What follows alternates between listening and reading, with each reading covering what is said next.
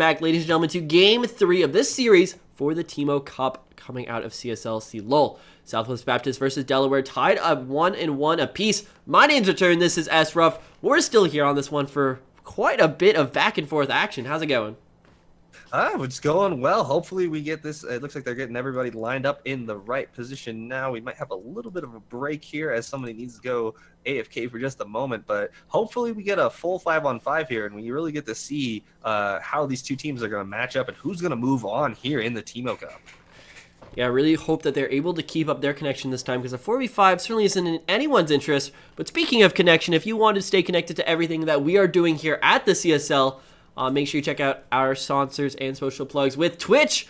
As always, nothing but gratitude for the largest streaming platform in gaming to support collegiate esports from PAX East and West and many more events. The CSL would not be what it is today without the help and support from them. Be on the lookout for cool opportunities to get involved with Twitch in the near future. Be sure to show them some love over on twitter.com/Twitch or facebook.com/Twitch. And if you miss any of our games or want to check out one of our amazing shows, we got you covered. Head on over to youtube.com/users/CStarly to catch all post-match and show VODs that we put up daily. Yeah, just gotta make sure to check out those shows. Ward Up, where they did the bracket challenge recently. The quad, where they do their brackets as well. Kind of back and forth there. What we're trying to say is we have a lot of brackets. Yeah, we have lots of brackets because obviously there's so many games: CS:GO, LoL, StarCraft, all that stuff. But you get to see who's who. And speaking of which, we'll do a quick throw out there as we're waiting. We do have some big regional matchups coming in as we actually are jumping into bracket or picks and bans right now. Just kidding. We'll talk about that later. Definitely a lot of cool hyped matchups coming up for this next week as we are entering into those CLOL semifinals. Basically, everyone who wins these conference matches we either guaranteed a spot in the national championships themselves if they end up going on to win the CLOL conference, or at least a spot in the playoffs for their own shot at their spot in the national championship. But we are back right here, right now, Group 2 of the Teemo Cup. Back with SBU, going for some more bans out here. I really want to see if they're able to adapt to that non-engaged style that they really flourish in.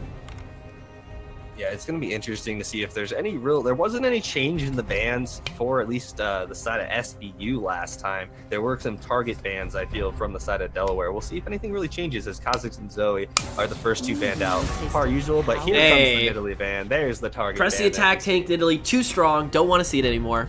Can't have that on our Rift, but speaking of things on the Rift, we will be seeing DeLeo once more, and I know the Southwest Baptist was debating subbing him out based on his connection issues. He did reconnect at the end of last game, so it does look like they will be keeping him on the Rift for this matchup, and now that it's the third match, no more subs, this will be their final roster. Yeah, and we'll see. I mean, he's been making some good binding plays and stuff like that. It's just that second game, not being able to connect and having those issues, unfortunately for him. I feel like he has been playing well overall when he has been connected, obviously. But that's a big qualifier there. Most certainly. Yeah, exactly. Being in the game is the first part of winning the game, guys. There's my logic for the day. Morgana ban, though, for the side of Delaware, too, finally targeting out DeLeo. They don't want to deal with that matchup again where they have Morgana to deal with. That Black Shield provided a lot of issues for them. Yeah, first big question for me has to be, does Harrison swap back towards the jungle now that his Nidalee is banned away?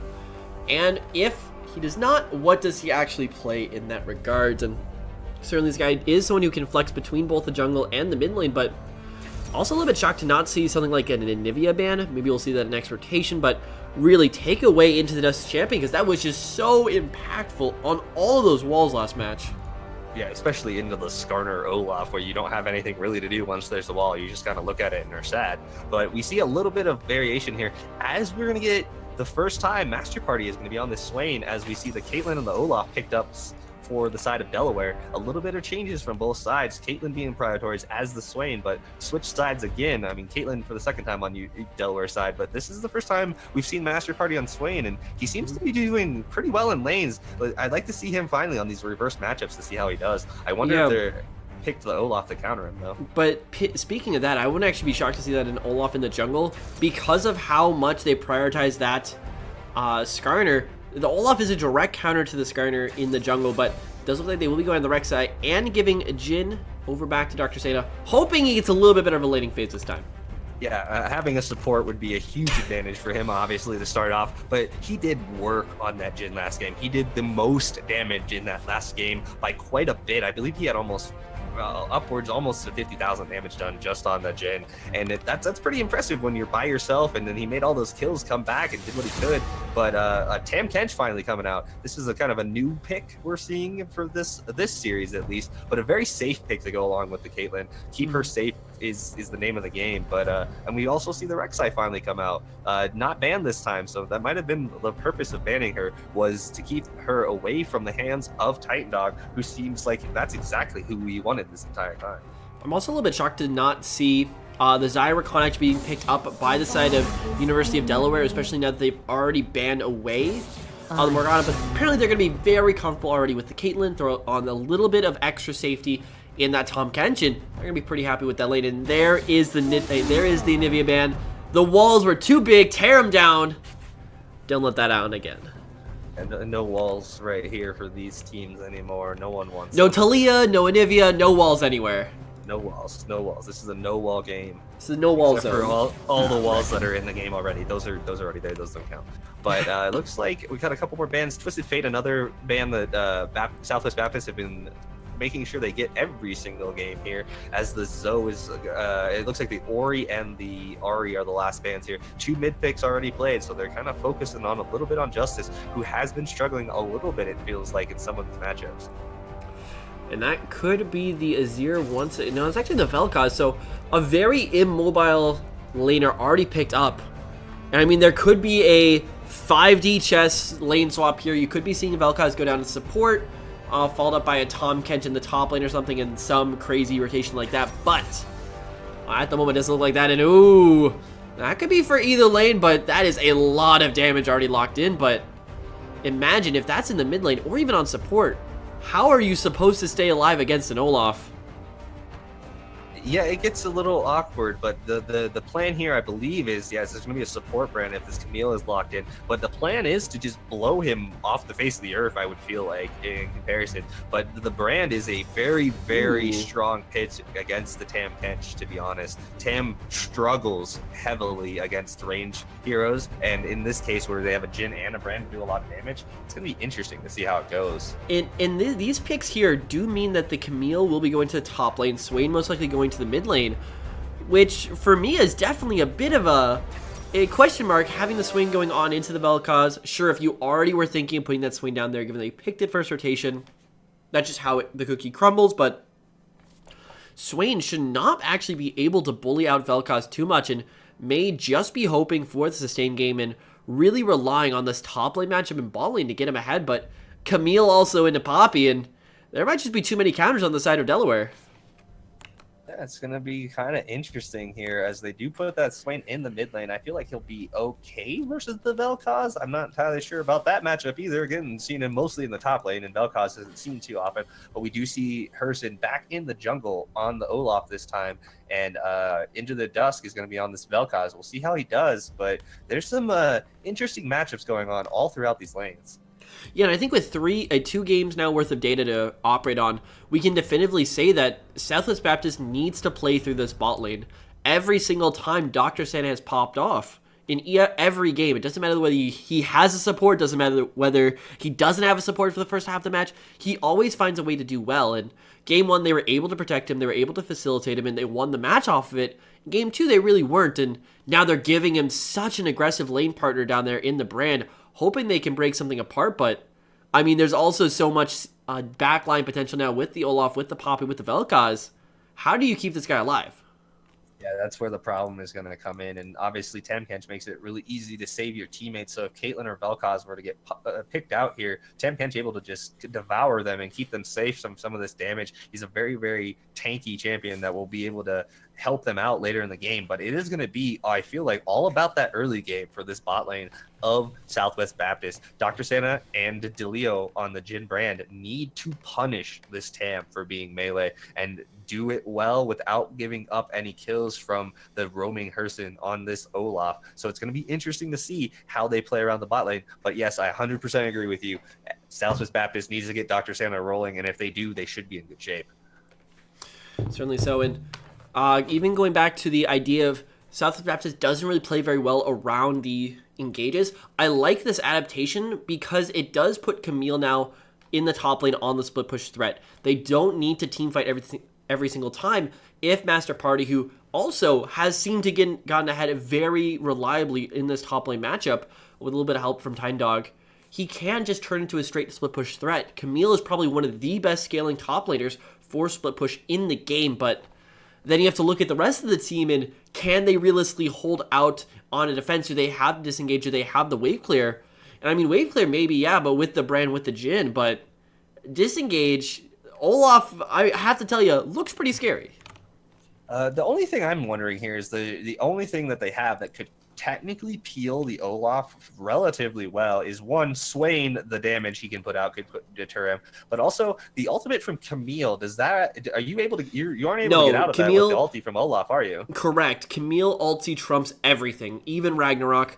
But honestly, looking for this, I'm actually like torn whether they actually want a team fight or not. Or on one hand, they do have a lot of AoE between between Swain, but also on the other hand, they don't really have a frontline tank. Swain's probably going to be the closest thing because Rek'Sai is an assassin now. You want that damage build onto her. You want to just pop on the backline and really pop off. Camille wants to be a split pusher, and this really does allow a lot of different potential playstyles coming out for Southwest Baptist, and I'm very interested to see which ones they do go for, because if they're split again, that could just be game, set, match. Yeah, they could have a very, very hard time if they end up splitting up too much again. But again, the Camille, like we mentioned, that Hex Tech Ultimatum, her ultimate is able to stop the Ragnarok. That might be able to come into play in the mid game if Master Party is able to rotate into some of these fights, maybe provide that extremely necessary peel that the Jhin will need to lay out some of this damage. And I feel like if they use it properly, they have a lot of burst on their team. They might be able to kill this Olaf before he can really do anything. And that has been Hersen's motive on this jungle is a little bit of aggression, and not a little bit, a lot of bit of aggression for sure from that last game with the Nidalee. So it's going to be interesting to see how this goes. Yeah, and between every single one of these members, the entirety of this matchup can just be defined as they have the potential to pop off. Top lane with the Camille, if she gets a lead, she is going to just run away with this game. Mid lane, Swain can so hard bully if you give her room, and then with the bot lane duo, Jhin plus Brand, they can deal damage without a doubt, but it's also opening up room for, I think, one or two little misplays. All of a sudden, where'd the game go? Game's over. Exactly. We're going to have to see how each team wants to play this, and if they're going to stick to their guns and try and let Hersen carry the side of Delaware, or if we're going to see Dr. Santa go off on damage again on this Jhin. Here we go into game number 3 of Southwest Baptist versus the University of Delaware here in the Teemo Cup. Round of 8 for group number 2, and we're gonna get another pause. There we go. We were wondering, they got the move this time. Oh wait, and resume. Okay, that was a much nicer pause, I do have to say. Maybe that was just a pause for the joke, just saying we have to pause at the beginning of every game. That's really not an uncommon occurrence, but already it does look like Southwest Baptist is putting a bit more priority on the bottom side of the jungle this time. Also, there was a DC. Hersen was a little bit too late to connect, it looks like, which could actually hurt their early game fanning and early game invade, but every single match has always been one side that's been a little bit outclassed when it comes to early game vision. Game 1, it was in favor for SBU. Game 2 is in favor for, oh, this is not a good sign. Yeah, DeLeo disconnecting again. Hopefully his computer did not just crash, because that could spell complete utter demise for the side of Southwest Baptist. But I don't know if we're able to go back into another pause if they do have another one, since we are in game 3. I'm not entirely sure how that's going to work, but this is not looking good for Southwest Baptist with their brand DC'd.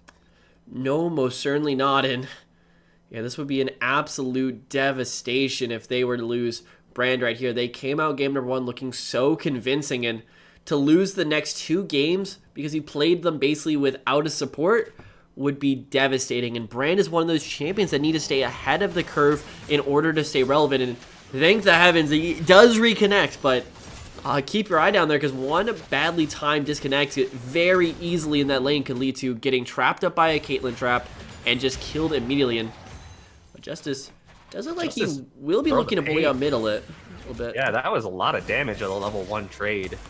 for mid laner, so kind of interesting to see. But Dr. Santa should be able to play safe here in the 1v2 matchup. Kind of knows how that works after last game, but and also not a whole lot of aggression going to be coming out from the Tam Kench early, because he's unable to do a whole lot or feel relatively safe until level 3 when he has all 3 of his abilities available to him. So see how it goes as Brand finally makes it to lane.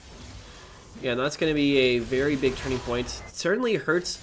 I actually like this strat a lot, because right now what Delio doing is in the bot lane, he's hiding in the bush. The other team has absolutely no idea whether he connected or not. So if they think he disconnected, they might go too aggressive on this bot lane push, but also how long are you realistically willing to do that before actually going in for some poke trades? And looks like Delio will be found out eventually. Yeah, once he gets that level 2 and has the threat of the stun from the Q if you land the stun, but oh, here comes Titan Dog in the mid lane and tons of damage.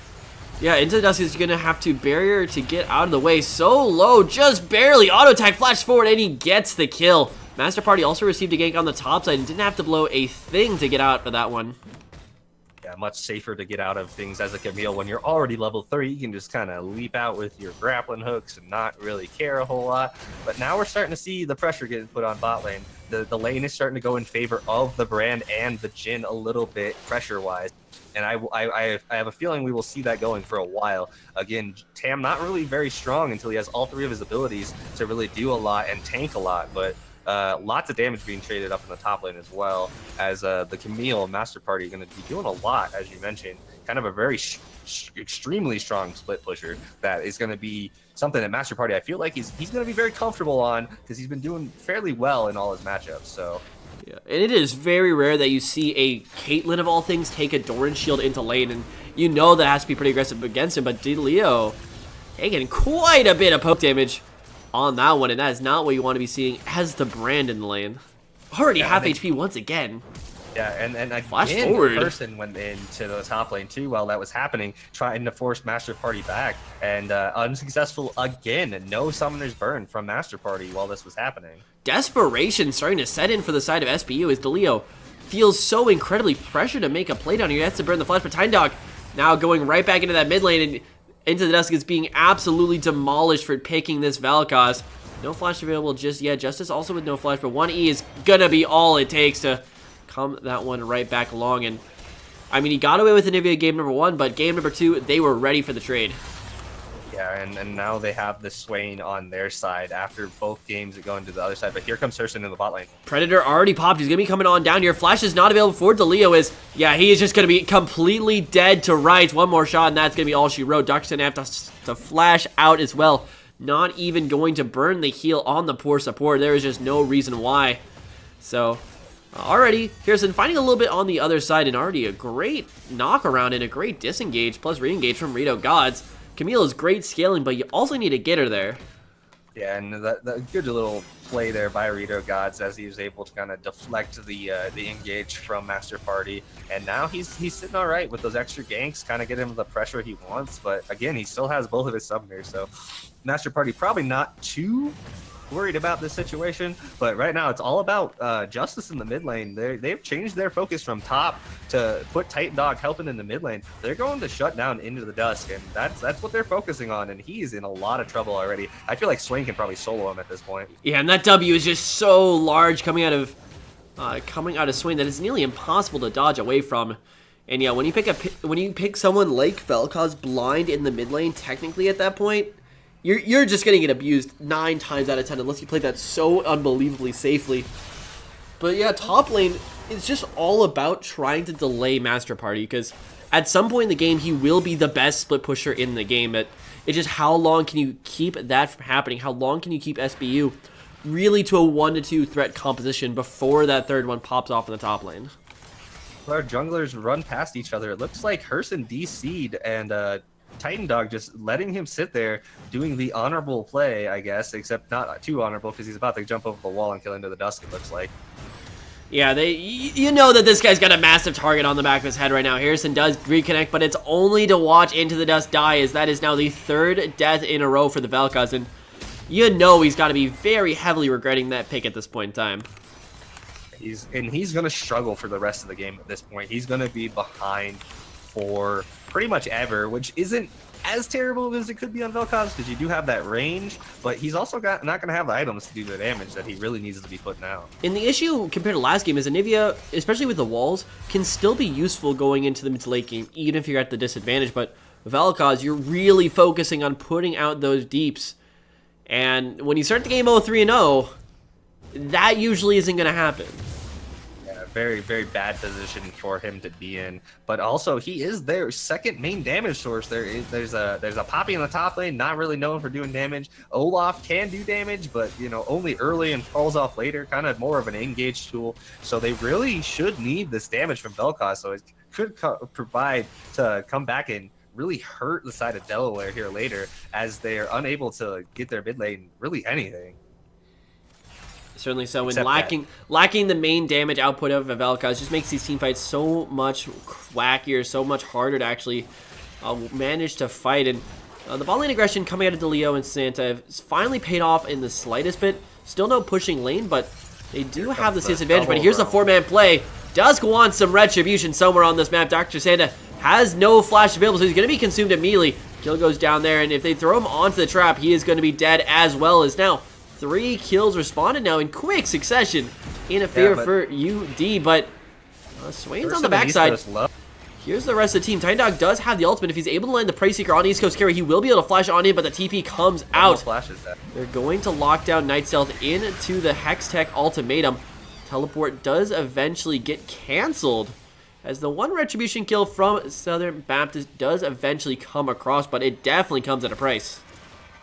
Yeah, it comes at a price because they lose both of their bot lanes, but neither of their bot lanes had flash there, so they weren't able to get away from it. But they did end up getting 3 flashes there, I believe. Person's flash is down, Caitlyn's flash is down for East Coast carry, and Tam Kench on Night Stealth all used their flash in that fight. While, as I believe, the only flash we saw from the side of Southwest Baptist was the flash from Caitlyn. She's the only one that used both her summoners. Exactly, and a large thing with that fight was, since there was no towers taken as a result, it's really only for that little standing gold you get from a kill and from the summoner spells being traded. So certainly that fight determines very little so far, except for just getting the side of University of Delaware back into this game bit by bit.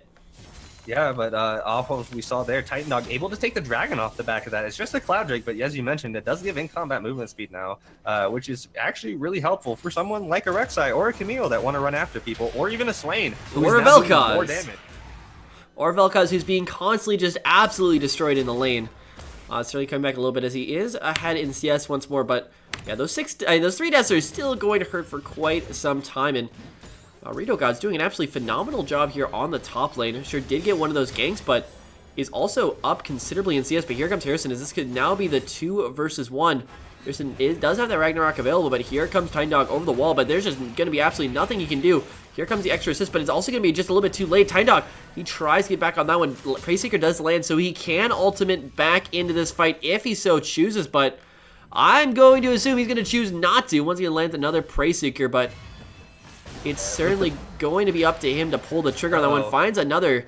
Harrison is going to be locked down, and there comes the ultimate. You know it's got to be coming through. There is the stopwatch being popped, but it's only going to delay for so long, as another kill does fall in favor for SBU. Yeah, and SBU getting those extra kills is really nice, especially since we're seeing Justice go off now. It's not just Dr. Santa. This is showing life for their mid lane that we kind of saw like a little bit kind of last game, and in game 1 it was all the Dr. Santa show, obviously with the huge fed Caitlyn. But he's showing his prowess now. 3-0 and 2 on a mid laner, 100% kill participation. A little bit back, but here comes Vel'Koz, going to get destroyed. Yeah, he does get locked down by the Hextech element, which does eventually wear out. Has to wonder, yeah, Hookshot's not there just yet, so Dusk's going to be able to return quite a bit of damage, but nothing falls out in the end. And with the mid lane, you almost got to wonder how much of this is actually Justice playing aggressively, how much of this is just a huge overstay from Into the Dusk. And it doesn't matter how much gold you get, it's how you actually use it. You can lead a horse to an armory, but you can't make him shoot the other guy. Yeah, exactly. You got to get him to hit it. And so far, Camille, though, did get both summoners off of Into the Dusk on this Vel'Koz. So that could set up another gank for TinyDog here in the not-too-distant future. But here comes Harrison, as we talked about ganks, and this time he'll get out. And once more, it does look like we have also started a bit of a lane swap as Master Party just wants to get out of that horrible mid lane matchup. But now 3 members here on the mid lane. Ragnarok being blown and Flash as well, going to get Harrison out of that fight. I'll actually have to see if Justice is going to have a little bit of an easier time versus Rito Gods Please. And it does look like he's having a much nicer time up here than Master Party just jumping into that W constantly. Yeah, exactly. And Justice and they're able to do this because of how far Into the Dark is behind. And here comes the ulti from Jin, and the ulti to follow up. If we get a good brand ulti here, it could be a lot. He doesn't land the stun. No, but it does find the kill on the backside. Dr. Santa picks that one off with ease. Nightstealth not even giving him a chance to defend himself with that great health, but now Justice all alone on this top side, gonna get a good amount of damage down onto this tower. He also does have the red buff, but Master Party's now shown his face down on the bottom side, but here comes Harrison as well. No teleports available on the map, and mid lane still on his way, but Harrison, yeah, he jumps in 1v3, and he is going to die 1v3 on that one, and still, SBU playing around their pressure so well in this early game as Rito Gods is still trying to get something done on this top lane, but can Justice avoid the hammer? Short answer, no. Long answer, no. As he does get pushed away from that fight. Yeah, and that was a really odd engage from Herson. I guess he was trying to make sure that East Coast Carrier was going to be able to get out there, but he had no way of getting out of that fight himself. With no Ragnarok, no Flash, he just walks into his death, gets stunned up by the brand, and cleaned up by the rest of the team. But as we mentioned again, that lane swap, Camille being able to just deal with Into the Dark pretty easily because of his... a lot of damage being landed right there on the East Coast Carry, but if one more thing had landed there, if the Q had landed from DeLeo's brand, that would have very easily been the kill going on over. First tower still yet to fall, but Southern Baptist, they basically have every tower as a potential tower for them, and Harrison's now made his way over to the bottom side as they might try this 3 versus 2 play. Both bot laners this time do have the flash available, but Dr. Santa is so far back. Harrison going to be running now for Dr. Santa flash available, but here comes Master Party. Ace in the hole, it's not going to land on through, but the shots from Harrison are. Oh, the Devour saves all the mana, but it's not for how long. Tiny Dog, he has the ultimate. He could be looking for the price seeker. He's going to follow it on through. That's going to bring him in range to kill East Coast Carry, but Harrison's just too far away already. But 2 kills now falling for the one of Dr. Santa's SBU. They are making this one work like it's Value City, baby. Yeah, exactly. Like that damage we were talking about. The turrets are going to get taken out. Oh, wait, but the mid lane tower actually goes first into the dust, just shoving out the waves on the Vel'Koz. Actually is able to trade for the first brick gold, and sure, that's still going to keep SBU in the lead, but that's certainly a good chunk of gold that SBU would have loved to have. Yeah, very, very lucky there that Into the Dusk was able to push out the lane there. That is the only lane that they haven't really done a whole lot of turret damage to. Justice should be looking to take out the top lane for Swain, but Master Party making those TP plays is what happened to lose that turret. And based off of all of that damage done in the early games, you would have expected Justice to be able to push out the mid lane, but SBU, they prioritize getting more farm onto Master Party, give him a little bit of lane priority too, and swap away so they aren't actually able to follow through with anything to that effect. And they leave the man without TP on the top portion of the map, and now you're starting to feel that just a little bit. But SBU still doing pretty darn fine. Well, Infernal Dragon is available and on the board, where SBU, they just want full control of this pit. Yeah, they already have the vision control. They know Poppy's still top, so they rotated Justice down already. He walked down to make sure he was here for this. They're going to take the Infernal Drake. They're playing for the objectives. Very smart from SBU. They do have the lead overall, and they do have a lot of lanes that are ahead. And they're going to flash forward directly onto into Dusk. And into the Dusk he will go. Death goes down, and kill goes over to Deliu. We'll be able to pick up that blue buff as well, but responded on the top side by Rito Gods, as the waves aren't really being set up very optimally for the side of Southern Baptist University. So they may not be done with this push just yet, as Rito Gods is going to have to back with absolutely no teleport in the pocket. But that also does look like SBU might be waving the retreat flag just a little bit sooner than they would have liked. Root goes down onto Nice Stealth as he does get hit up with quite a bit of damage. Rek'Sai on the other side is going to be putting down the radar dish. Altman goes on out for the zoning. Are they going to try the engage, or are they going to try for this tower, as they already got that down to about a third, and re-engage comes out. Rito Gods does go directly on it, just who has to pop the ultimate just to stay alive.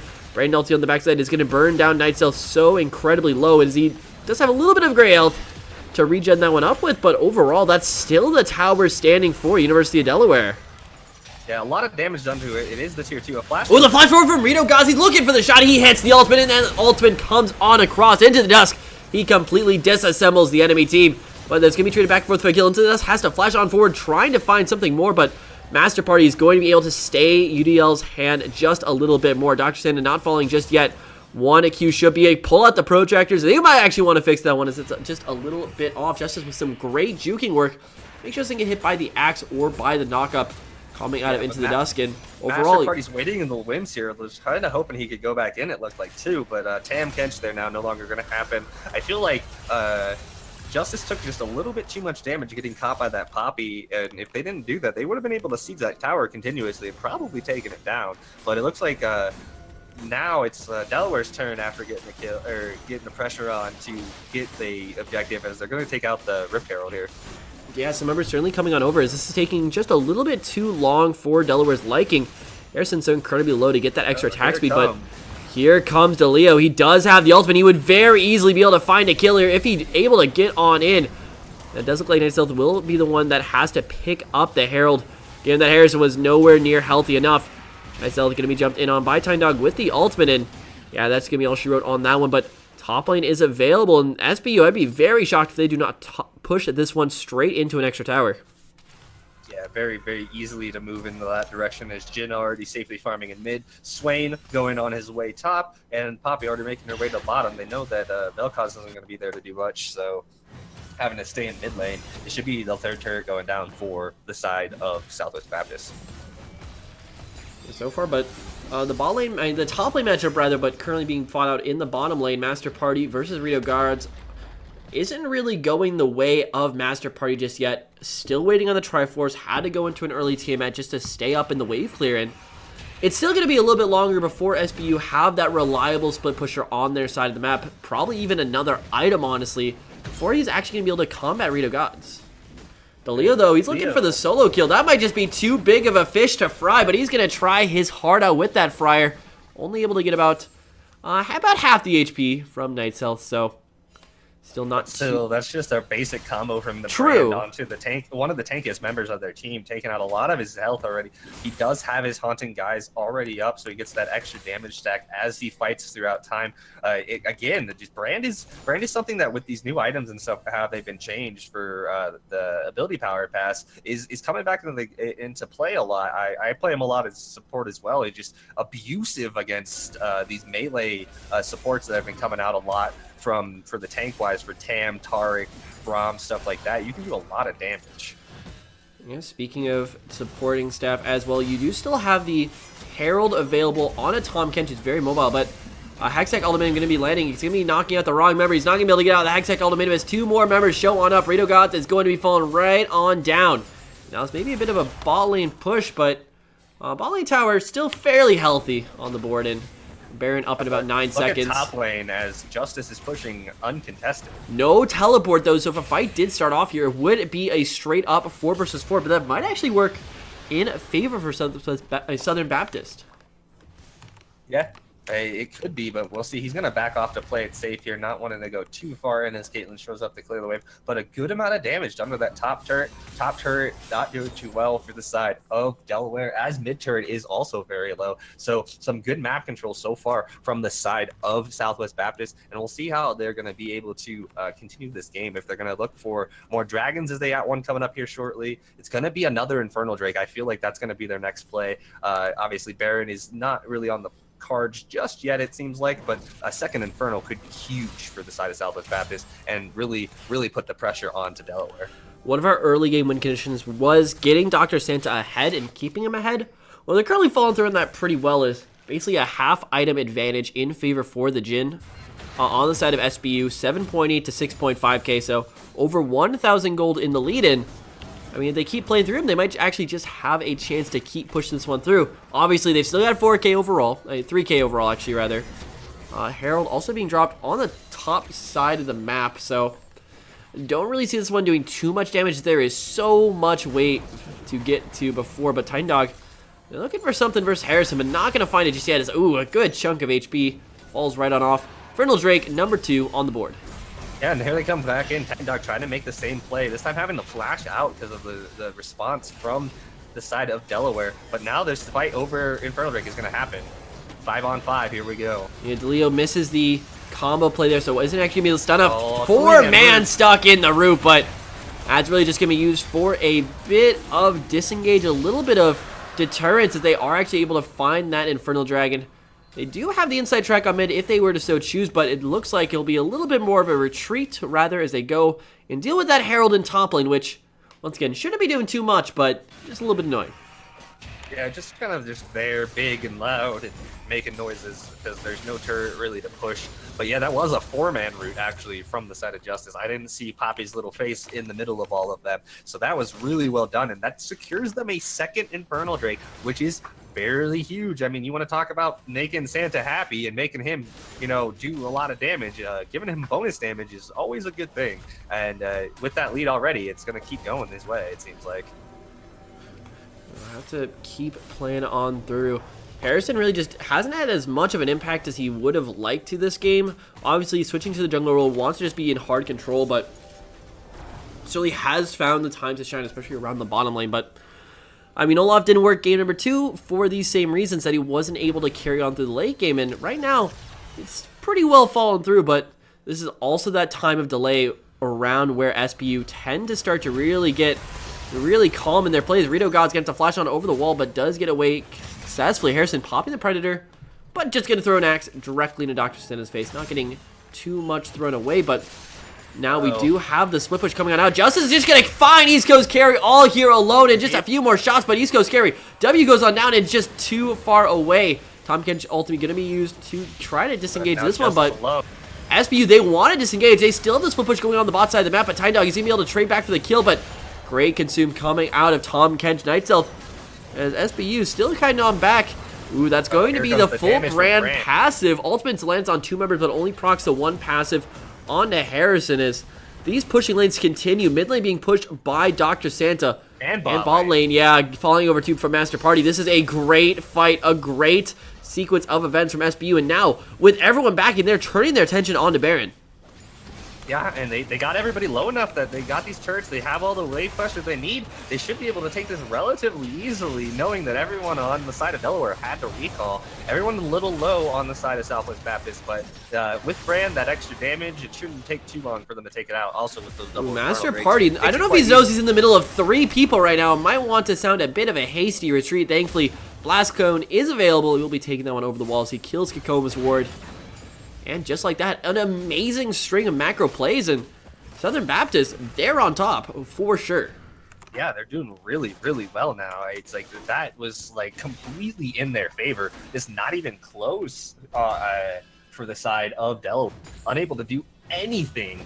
Good saves by Night Stealth and having the bot post summoners on East Coast Carry, but you know, Southwest Baptist not worried about not getting kills. They're more worried about these objectives, which they turned in from 2 towers into a Baron, and now probably the last outer turret is going to go down shortly, as Dr. Sanders looks like he's running at Rito Gods right now. Yeah, so far they're still playing pretty darn aggressively. Top lane Swain still pushing on through, still also without the teleport, so a lot in the air. Tiny Dog able to jump on over the wall before he's able to be consumed by Night Stealth, but SPU still playing this one around pretty safely. A bit shocked they aren't actually putting Master Party on the split push right now. Yeah, but they do have Justice already on the split push in top. He's already making the play, pushing there up by himself, not too worried about himself. And there it is already. They're being just aggressive enough now that they're making the split push plays happen. And this is something that you mentioned before. You did not like how they're passive they became kind of into the mid game. And now they're just being just aggressive enough that they're getting the objectives on the other side of the maps. So it's actually working out really well in their favor. A good adjustment from the side of Southwest Baptist to really focus on split pushing these lanes. Yeah, Baron buff halfway down though, and still the roughest challenge ahead of them still. They need to find a way to knock over one of these inhibitor towers. Certainly top lane and mid lane, both down to about 1/4 less than their maximum HP, so about 3/4 of their HP remaining, but top lane, Justice is just putting down the pain. So he is going to be engaged on by Harrison, but how long is that really going to last? As Tiny Dog is still sitting on the sides, lands the Prey Seeker directly onto the back line with East Coast Carry, and Master Party is still being held off pretty reliably by Rito Gods, please.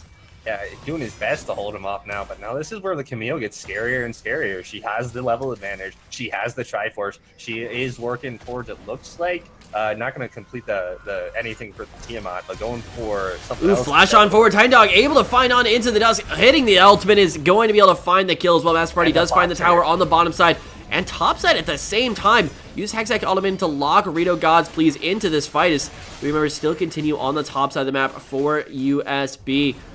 But even so, it's still SBU pushing pretty darn effectively, and there's not a single inhibitor tower remaining in this game.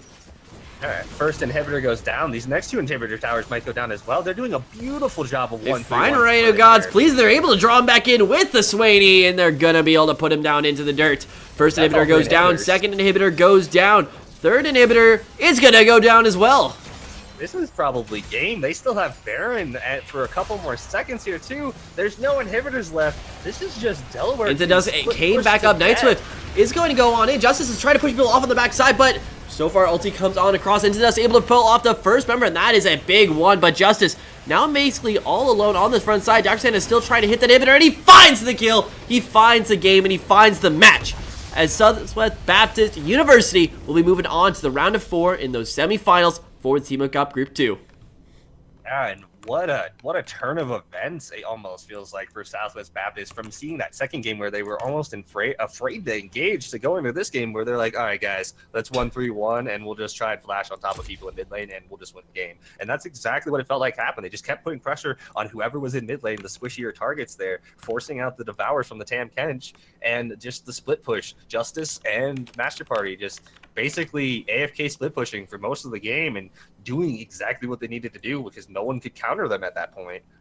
Exactly, and it definitely feels like they started off on a better foot. They found that early game lead through the middle lane, slowed down maybe around the 10 to 15 minute mark, but at the end, great macro calls and just felt like a completely different team. They had that confidence that they just didn't have game 1 and 2, and it paid off in full. Yeah, and I mean, obviously having your support helps in the third game and compared to the second game. And also, hats off to him on the brand for doing most of the damage to heroes in the game, actually. He actually did 17k. The next closest person was the Swain with 16k. So doing the brand justice, making sure, he got killed a couple times, made a couple little misplays maybe here and there, but able to put out that damage, which is all he needed to do, was to help keep the pressure on for his team and let the split push happen. And just a clean victory. Finally, after all the pauses and disconnects that we saw a little bit, finally just a good play by the side of Southwest Baptist as they move on after the 2-1 victory over Delaware. Yeah, and that was in fairly convincing fashion too. I mean, game 2 is certainly a lot of up and downs, but best of luck to Southwest Baptist as they do prepare now for their next match, which will be against Missouri Baptist University over on the other side, the 7th seed. And then eventually they will face off against either Texas Tech or UW Esports for the Teemo Cup Group 2 finals. And this will be a very unfortunate goodbye for University of Delaware, at least for this season, as that squad will be headed back to the drawing board. Hopefully, we'll see them back here next year. Yeah, hopefully they can work out some of their plays, maybe move some people into a more of a shot calling rotation. I feel like they might have had some communication issues there where Herson was making a lot of plays trying to go in, whereas teammates weren't there to follow up or stuff like that. So maybe just a little bit of more work for Delaware, and we could see them come back next season really, really strong. Like they seem like they did all right. I mean, even Into the Dust there, who was struggling in the early game, eventually came back up to get the first turret and come back up in CS and did the best that he could. It wasn't enough, but there's some promise for Delaware, so I'm looking forward to see what they do next year. But now we get to talk about one thing that we haven't yet with the intros that we kind of skipped over, is what you're most excited about. What do we have coming up next week here, Returns? All right, wait, let me pull up the broadcast schedule as well, but with this next week, we will be hitting the semi-final round for conference is in Seoul. So the big thing with this is that the first and second seed of every conference either goes for the first seed, they go straight to national championship, or second seed goes to those play-ins. And if you win the semifinal, you're guaranteed entry into one of those two. You're guaranteed that your season will be going on, and we have some very heated matchups. My personal favorite is over in the north, though.